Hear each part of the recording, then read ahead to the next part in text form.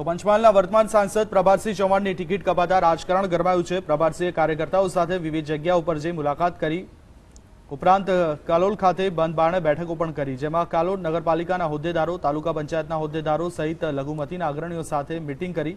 તો પ્રભાતસિંહે શહેરના ધારાસભ્ય જેઠાભાઈ ભરવાડ પર ગંભીર આક્ષેપો કર્યા, જેમાં પ્રભાતસિંહે પોતાની ટિકિટ કપાવવા પાછળ જેઠાભાઈનો હાથ હોવાનો આક્ષેપ કર્યો। જેઠાભાઈએ રતનસિંહને ટિકિટ અપાવવા માટે સ્થાનિક ભાજપના નેતાઓને નાણાકીય પ્રલોભનો આપ્યા હોવાના આક્ષેપ પણ પ્રભાતસિંહે કર્યા હતા।